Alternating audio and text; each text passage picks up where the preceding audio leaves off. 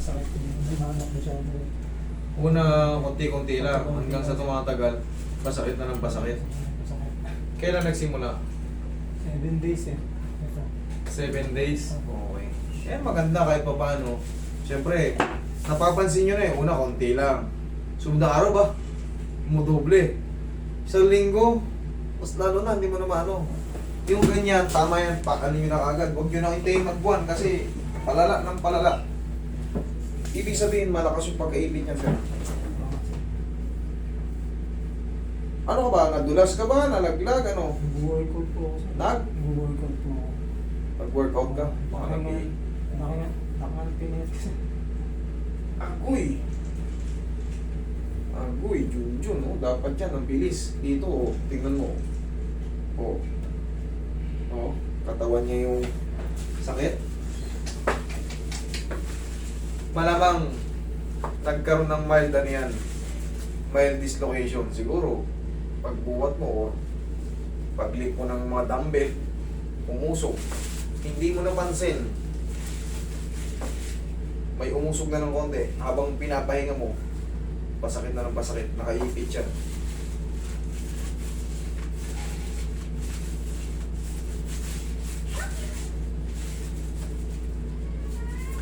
Kailangan talaga may mga spotter tayo sa pagbubuhat. Kasi pag wala tayong spotter, minsan hindi tayo nagagabayan yung pamang pagli. Relax lang. Tsaka sa atin, sir, sa mga edad, pag umiidad tayong 40, tamang sexy na lang. Huwag na tayo humabol ng ano, yung pang bodybuilder na katawan. Ayan, may chest ka, maganda na yan. Huwag na tayo humabol sa pinakamalaking katawan kasi pag umiidad tayo, rumurupok yung mga joint natin.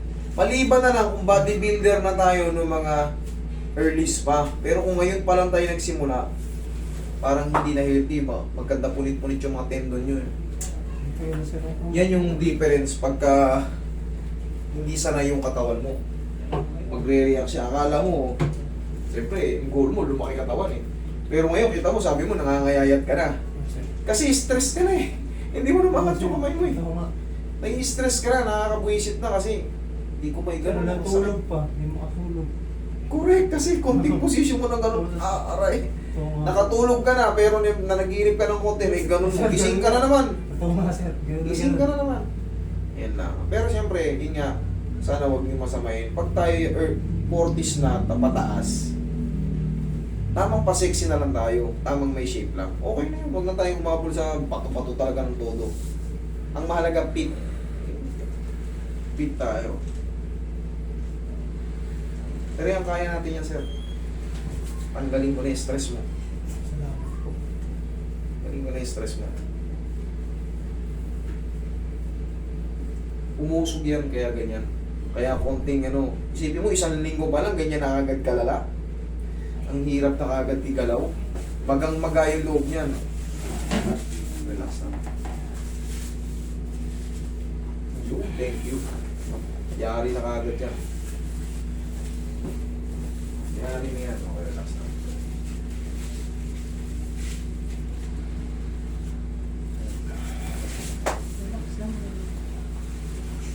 Masakit kasi yan. Normal lang yan. Sige sir, straight ka lang sir. Roy. Yan. Pero mamaya, may pain pa siya. Kasagsagan kasi ng pamagay. 1 linggo pala eh. Kaya mo na yan. May pain pa siya pero kaya mo na yan. Isa pa.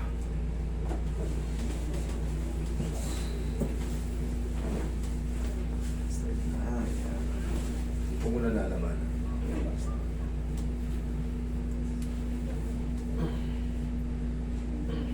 Okay, tapa ka.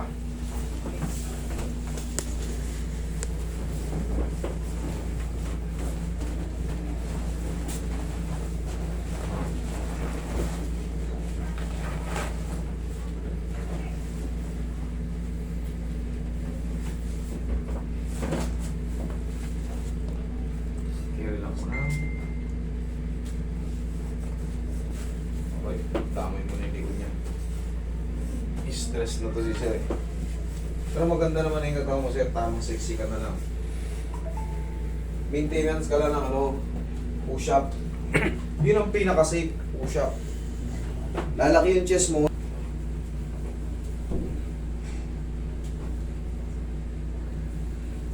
Hindi naman nakakasagabal to sir pag nagbubuhat ka. Hindi naman dumadaplis. Light ka lang? Oh, yes, sir. Okay, very good.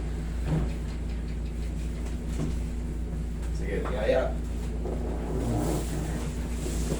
4 na araw lang yan, malaya ka na yan. Pag hihilumin lang natin yung ano, pag hihilumin lang natin yung inflammation, punong-puno lang yung inflammation to, sa libo. Nakapag-hilumin. Hindi, higa ka na sir. Yan. Lagay sa tiyan yung kamay. Yan. Yan. Relax mo ang katawan mo.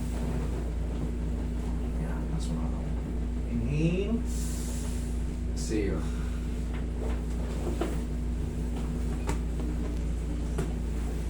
Diyan pa lang muna.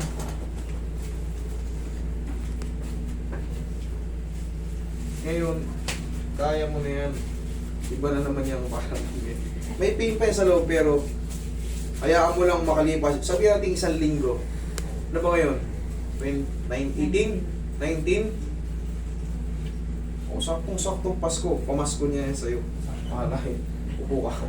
Saktong-saktong Pasko. Ano na yan? Malayo ka na sa nararamdaman mong sobra sakit. Kinigising ka nito. Ang exercise nito, ganito lang. Bakit ganito? Kasi kailangan makapaglaro yung head humerus mo sa rotator cuff natin o sa mga glenoid labrum natin doon.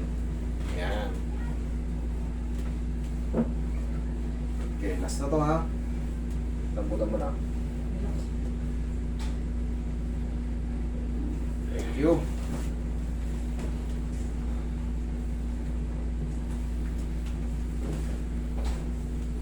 Walang malaki-malaki katawan pag pinrose and shoulder ka. Tsaka sir, sabi ko nga pag pinarusahan ka pala, pag sa buto, naku, Diyos ko. Yari ka. Sakit. Ka patutulugin. Pero okay na ito. Yari na yan.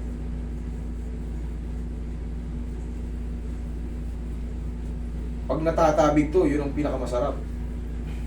Pero ngayon, kahit matabig na yan, kanina hirap iangat eh.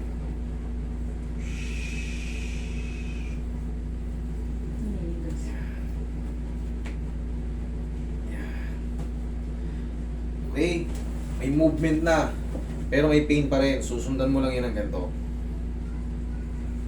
Sige, lakasan mo, ikaw. Lakasan mo. Yan. Kabila.